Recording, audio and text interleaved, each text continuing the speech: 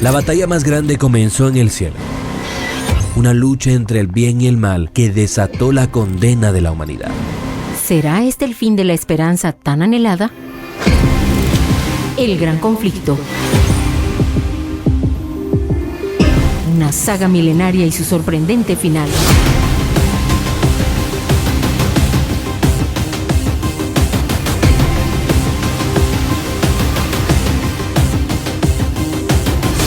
Una producción de Unión Radio Guatemala.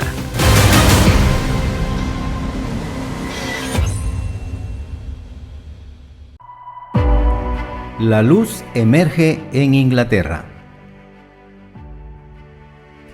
Dios no había permitido que su palabra fuera totalmente destruida. En diferentes países de Europa hubo personas que fueron movidas por el Espíritu de Dios a buscar la verdad como si trataran de encontrar tesoros escondidos. Guiados provisionalmente a las Sagradas Escrituras, estuvieron dispuestos a aceptar la luz a cualquier costo. Aunque no veían todas las cosas claramente, pudieron percibir muchas de las verdades por largo tiempo sepultadas. Había llegado el tiempo en que las Escrituras le fueran dadas a la gente en su idioma nativo. El mundo había pasado su medianoche. En muchos países aparecían señales del amanecer que se aproximaba. En el siglo XIV se levantó en Inglaterra el lucero de la Reforma. Juan Wycliffe se destacaba en la universidad por su ferviente piedad, así como por su sana erudición.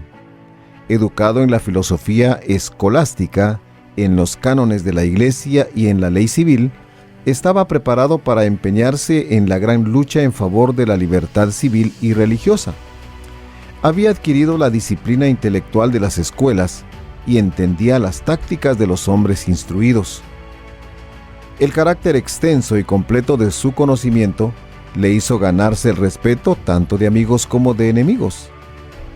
Sus adversarios se veían en la imposibilidad de burlarse de la causa de la Reforma, porque no podían encontrar ignorancia o debilidad en quien la sostenía. Mientras Wycliffe todavía estaba en la universidad, inició el estudio de las Escrituras.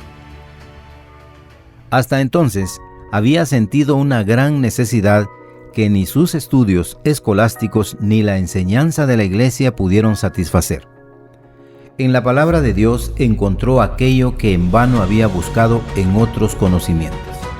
Allí vio a Cristo presentado como el único intercesor en favor del ser humano y se propuso proclamar las verdades que había descubierto. Al principio, Wycliffe no se levantó en oposición a Roma, pero cuanto más claramente comprendía los errores del papado, más fervorosamente presentaba las enseñanzas de la Biblia. Vio que Roma había abandonado la palabra de Dios para reemplazarla por la tradición humana. Valientemente acusó a los sacerdotes de haber ocultado las Escrituras y exigió que la Biblia le fuera restaurada al pueblo y que su autoridad fuera restablecida en la Iglesia. Era un predicador capaz y elocuente, y su vida diaria era una demostración de las verdades que predicaba. Su conocimiento de las Escrituras, la pureza de su vida y su valor e integridad ganaron la estima general. Muchos veían la iniquidad de la Iglesia romana y saludaron con alegría no disimulada las verdades presentadas por Wycliffe. Pero los dirigentes papales se llenaron de ira. El reformador estaba logrando una influencia mayor que la de ellos. Wycliffe se daba cuenta fácilmente del error y con valor atacó los abusos aprobados por Roma. Cuando era capellán del rey, asumió una posición valiente en contra del pago del tributo reclamado por el Papa al monarca inglés. La pretensión del Papa de que tenía autoridad sobre los gobernantes seculares era contraria tanto a la razón como a la revelación. La demanda del Papa había levantado indignación y las enseñanzas de Wycliffe ejercían su influencia sobre los pensadores más destacados de la nación. El rey y los nobles se unieron para rehusar el pago de ese tributo. Los frailes mendicantes pululaban en Inglaterra y atentaban contra la grandeza y la prosperidad de la nación. La vida de los monjes, ociosa y dependiente de las limosnas, era no solamente una pérdida para los recursos del pueblo, sino también hacía que el trabajo útil se mirara con desprecio. Por el ejemplo de ellos, los jóvenes se desmoralizaban y corrompían. Muchos eran inducidos a dedicarse a la vida monástica, no solo sin el consentimiento de sus padres, sino aún sin su conocimiento y hasta en contra de sus órdenes. Debido a esta monstruosa inhumanidad, como Lutero lo denominó más tarde, y participando más del espíritu del lobo y del tirano que del espíritu de un cristiano y de un ser humano, el corazón de los hijos se endurecía contra sus padres. Aún los estudiantes de las universidades eran engañados por los monjes y seducidos para unirse a sus órdenes. Y, una vez apresados en la trampa, les resultaba imposible obtener libertad. Muchos padres rehusaban mandar a sus hijos a las universidades. Las escuelas decayeron y prevalecía la ignorancia. El Papa les había concedido a estos monjes la facultad de escuchar confesiones y otorgar perdón, lo cual era una fuente de muchos males. Enfrascados en aumentar sus ganancias, los frailes estaban tan listos a conceder la absolución que los criminales recurrían a ellos y los peores vicios aumentaban rápidamente. Los donativos que podrían haber aliviado tanto a enfermos como a pobres se entregaban a los monjes. La riqueza de los frailes aumentaba constantemente y sus magníficos edificios y mesas bien servidas hacían más evidente la pobreza creciente de la nación. Sin embargo, los frailes continuaban manteniendo su dominio sobre las multitudes supersticiosas y les hacían pensar que todo el deber religioso se reducía a reconocer la supremacía del Papa, adorar a los santos y hacer donaciones a los monjes, y que esto era suficiente para obtener un lugar en el cielo. Wycliffe, con claro discernimiento, atacó las raíces de la maldad, declarando que el sistema mismo estaba mal y debía ser abolido. Se estaban despertando la discusión y la investigación. Muchos se preguntaban si no debían pedir perdón a Dios en vez de al pontífice de Roma. Los monjes y los sacerdotes de Roma, decían ellos, nos están carcomiendo como un cáncer. Dios debe librarnos o el pueblo perecerá. Los monjes mendicantes decían estar siguiendo el ejemplo del Salvador y declaraban que Jesús y sus discípulos habían sido sostenidos por la caridad del pueblo. Esta pretensión inducía a muchos a ir a la Biblia para descubrir la verdad por sí mismos. Wycliffe comenzó a escribir y a publicar folletos contra los frailes para llamar la atención del pueblo a las enseñanzas de la Biblia y a su autor. Él no podría haber elegido una forma más eficaz de derribar esa estructura gigantesca que el Papa había levantado y en la que muchos estaban cautivos. Wycliffe, llamado a defender los derechos de la corona inglesa contra los abusos de Roma, fue nombrado embajador real en los Países Bajos. Aquí se puso en contacto con eclesiásticos de Francia, Italia y España, y tuvo oportunidad de observar las escenas que le estaban ocultas en Inglaterra. En estos representantes de la corte papal, entendió plenamente el verdadero carácter de la jerarquía. Regresó a Inglaterra para repetir sus anteriores enseñanzas con mayor fervor, declarando que el orgullo y el engaño eran los dioses de Roma. Después de que Wycliffe regresara a Inglaterra, el rey lo nombró rector de Lutherworth. Esta era la confirmación de que al monarca no le desagradaba su manera directa de hablar. La influencia de Wycliffe empezó a amoldar la creencia de la nación. Pronto el papado lanzó sus truenos contra él. Se enviaron 3 bulas en las que se ordenaba que se tomaran inmediatas medidas para silenciar al maestro de herejías. La llegada de las bulas papales le impuso a Inglaterra la orden de apresar al hereje. Parecía seguro que Wycliffe pronto caería ante el espíritu de venganza de Roma. Pero aquel que había dicho antaño, no temas, yo soy tu escudo, en Génesis capítulo 15, versículo 1, extendió su brazo para proteger a su siervo. La muerte sobrevino no al reformador, sino al pontífice que había decretado su destrucción. La muerte de Gregorio XI fue seguida por la elección de dos papas rivales. Cada uno de ellos exigía a los fieles que hicieran guerra contra el otro y reforzaba sus demandas con terribles anatemas en contra de sus adversarios y promesas de recompensa en los cielos para sus partidarios. Los bandos rivales estaban ocupados en atacarse mutuamente y el reformador tuvo descanso por un tiempo. El cisma, con toda la lucha y la corrupción que produjo, preparó el camino para la reforma y le permitió a la gente ver lo que era realmente el papado. Wycliffe llamó a la gente a considerar si estos dos papas no estaban diciendo la verdad al condenarse uno al otro como el anticristo. Determinado a que la luz fuera llevada a todas partes de Inglaterra, Wycliffe organizó un cuerpo de predicadores, hombres sencillos, devotos, que amaban la verdad y deseaban propagarla. Estos, al enseñar en los mercados, en las calles de las grandes ciudades y en los caminos del campo, buscaban a los ancianos, a los enfermos y a los pobres y les presentaban las buenas noticias de la gracia de Dios.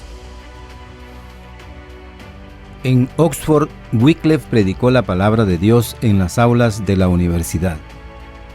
Recibió el título de el doctor evangélico, pero la obra mayor de su vida fue la traducción de las escrituras al inglés, de manera que toda persona de Inglaterra pudiera leer las maravillosas obras de Dios. Pero repentinamente su obra se detuvo. Aunque no tenía todavía 60 años de edad, el trabajo arduo e incesante, el estudio y los ataques de los enemigos lo habían debilitado y envejecido prematuramente. Fue atacado por una enfermedad peligrosa. Los frailes pensaban que se arrepentiría del mal que había hecho a la iglesia y rápidamente fueron a su casa listos para escuchar su confesión. «Tienes la muerte en tus labios», le dijeron. «Arrepiéntete de tus faltas y retráctate en nuestra presencia de todo lo que has dicho contra nosotros». El reformador escuchó en silencio. Entonces le pidió a su criado que lo ayudara a incorporarse en su cama. Observando fijamente a los frailes, dijo con voz firme y muy fuerte, voz que a menudo los había hecho temblar: «No voy a morir, sino que viviré, y volveré a denunciar las maquinaciones de los frailes». Sorprendidos y desconcertados, los monjes se apresuraron a salir de la habitación. Wycliffe vivió para colocar en manos de sus conciudadanos el arma más poderosa que existía contra Roma, la Biblia, el agente señalado por el cielo para liberar, iluminar y evangelizar al pueblo. Él sabía que tenía solo unos pocos años para trabajar. Vio la oposición a la que debía hacer frente, pero animado por las promesas de la palabra de Dios, avanzó. Con el pleno vigor de sus facultades intelectuales, con una experiencia rica, había sido preparado por las providencias de Dios para esta, la mayor de sus obras. En la rectoría de Lutterworth, sin prestar atención a la tormenta que rugía afuera, se dedicó a su tarea predilecta. Por fin, la obra fue completada. La primera traducción de la Biblia al inglés. El reformador había colocado en las manos del pueblo inglés una luz que nunca se apagaría. Había hecho más para quebrantar las cadenas de la ignorancia y para liberar y elevar a su país que lo que jamás se haya hecho por victorias logradas sobre el campo de batalla. Únicamente por medio de un trabajo arduo y difícil se podrían hacer copias de la Biblia. Tan grande era el interés por obtener el libro que los copistas apenas sí podían satisfacer la demanda. Compradores adinerados querían tener la Biblia entera, otros compraban solo una porción. En muchos casos, varias familias se unían para comprar un ejemplar. La Biblia de Wycliffe no tardó en llegar a los hogares de la gente. Wycliffe ahora enseñaba las doctrinas distintivas del protestantismo. la salvación por la fe en Cristo y la infalibilidad únicamente de las Escrituras. La nueva fe fue aceptada casi por la mitad del pueblo de Inglaterra.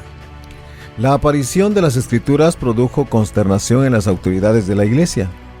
No había en ese tiempo ninguna ley de Inglaterra que prohibiera la Biblia, porque nunca antes había sido publicada en el idioma del pueblo. Esas leyes se sancionaron más tarde y se pusieron en vigencia con todo rigor.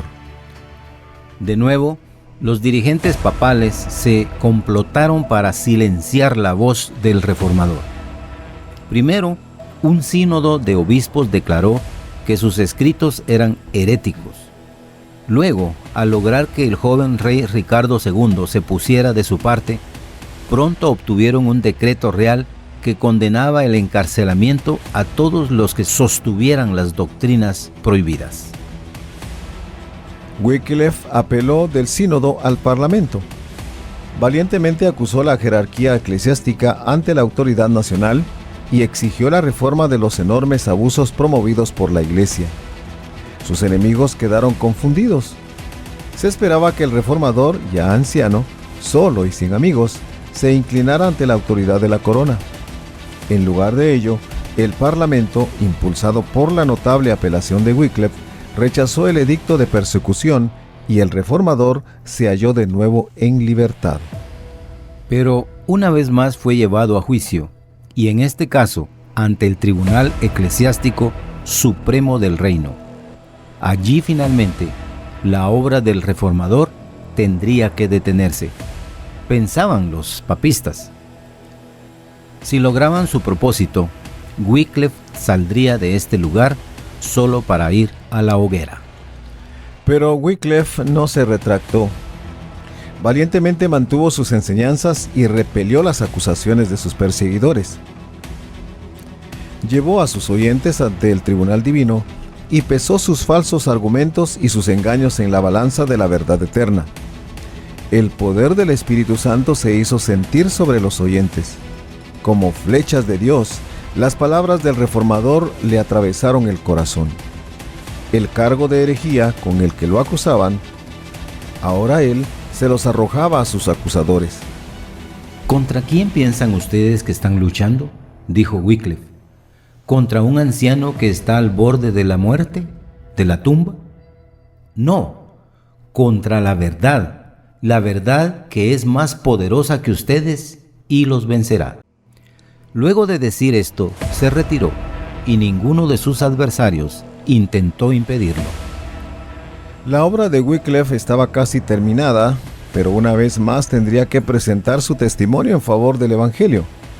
Fue citado a juicio ante el Tribunal Papal de Roma, que tan a menudo había derramado la sangre de los santos, pero un ataque de parálisis le hizo imposible realizar el viaje. No obstante, aun cuando su voz no podía oírse en Roma, podía hablar por carta. El reformador envió al Papa un escrito que, aunque respetuoso y de espíritu cristiano, era un agudo reproche al lujo y el orgullo de la sede papal. De esta forma presentó ante el Papa y sus cardenales la mansedumbre y la humildad de Cristo. Exhibió no solamente ante ellos, sino que ante toda la cristiandad, el contraste entre ellos y el Maestro, cuyos representantes pretendían ser. Wycliffe tenía la plena convicción de que su fidelidad le costaría la vida. El rey, el papa y los obispos estaban unidos para causarle la ruina y parecía seguro que en solo unos meses iría a la hoguera, pero su valentía estaba intacta. El hombre que durante toda su vida había permanecido valientemente firme en defensa de la verdad no iba a caer víctima del odio de sus adversarios. El Señor había sido su protector, y ahora, cuando sus enemigos se sentían seguros de su presa, la mano de Dios impidió que lo atraparan. En su iglesia, en Lutherworth, cuando estaba por impartir la comunión, cayó herido por un ataque de parálisis, y después de un corto tiempo, falleció. Dios había puesto la palabra de verdad en la boca de Wycliffe. Su vida fue protegida y sus labores prolongadas hasta que se hubo colocado el fundamento para la reforma. No hubo ninguna persona anterior a él cuya obra sirviera de molde para su sistema de reforma. Fue el precursor de una nueva era. Al mismo tiempo, la verdad que había presentado era tan plena y completa que los reformadores que lo siguieron no pudieron superarla, y algunos ni siquiera la alcanzaron. Tan firme y segura era la estructura que no necesitaba ser reconstruida por los que vinieran después de él. El gran movimiento que Wycliffe inauguró para liberar a las naciones de tanto tiempo de esclavitud por parte de Roma tenía su fundamento en la Biblia. Esta era la fuente del manantial de bendiciones que ha fluido a través de los tiempos y desde el siglo XIV. Educado para considerar a Roma como la autoridad infalible y para aceptar con incuestionable reverencia las enseñanzas y las costumbres de 1000 años, Wycliffe abandonó todas estas cosas para escuchar la santa palabra de Dios. Declaró que la única verdadera autoridad era la voz de Dios, que habla por medio de su palabra, en lugar de la Iglesia que habla por medio del Papa, y enseñó que el Espíritu Santo es el intérprete de la palabra. Este hombre fue uno de los más grandes reformadores, igualado por pocos de los que vinieron después de él. La pureza de vida, el infatigable esfuerzo en el estudio y el trabajo, la integridad incorruptible y el amor cristiano caracterizaron al primero de los reformadores. Fue la Biblia la que hizo de él lo que fue. El estudio de la Biblia ennoblecerá todo pensamiento, sentimiento y aspiración como ningún otro medio puede hacerlo. Da estabilidad de propósitos, valor y fortaleza. El estudio ferviente y reverente de las Escrituras daría al mundo seres humanos de tremenda capacidad intelectual, al igual que principios más nobles, mayores de los que jamás haya producido la mejor instrucción que pueda otorgar la filosofía humana. Los seguidores de Wycliffe, conocidos como Wycliffitas y Lollardos, se extendieron a otros países llevando el Evangelio. Después de que su líder murió, los predicadores trabajaron con un celo aún mayor que antes. Multitudes concurrían a escucharlos. Algunos miembros de la nobleza y aún la esposa del rey estuvieron entre sus conversos. En muchos países, los símbolos idolátricos del romanismo fueron quitados de las iglesias. Pero pronto estalló una persecución despiadada contra los que se habían atrevido a aceptar la Biblia como su guía. Por primera vez en la historia de Inglaterra, se decretó la hoguera para los discípulos del Evangelio. Un martirio sucedía a otro. Perseguidos por ser adversarios de la Iglesia y traidores de la fe, los defensores de la verdad continuaron predicando en lugares secretos, mientras hallaban refugio en los hogares humildes de los pobres y a menudo se escondían en cuevas y cavernas. Por siglos, continuó manifestándose una protesta tranquila y paciente contra la corrupción de la fe religiosa. Los cristianos de esos tiempos antiguos habían aprendido a amar la palabra de Dios y sufrieron pacientemente por su causa. Muchos sacrificaron sus posesiones mundanas por Jesús.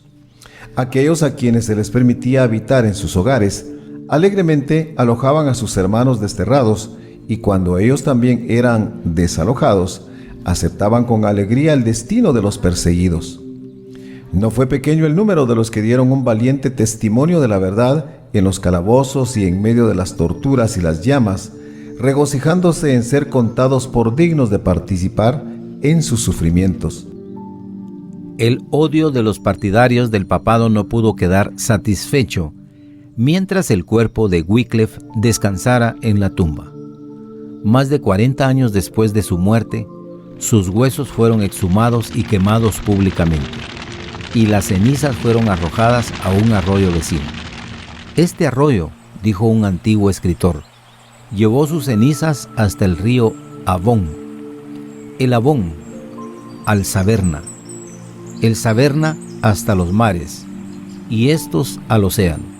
Y de este modo, las cenizas de Wycliffe son un emblema de su doctrina que ahora está dispersa por el mundo entero. Por medio de los escritos de Wycliffe, Juan Hus de Bohemia fue inducido a rechazar muchos de los errores del romanismo. De Bohemia, la obra se extendió a otros países. Una mano divina estaba preparando el camino para la gran reforma.